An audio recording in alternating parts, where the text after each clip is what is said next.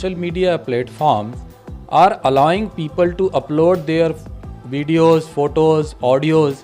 Now it is a good thing to begin with, but a lot of people are misusing it to upload pornographic material, fake news, and to create disturbance in the society. And in keeping this in mind, Honorable Court has ordered this, and I think the center has to follow it, and there is no way they can avoid it. In fact, they should be doing it proactively.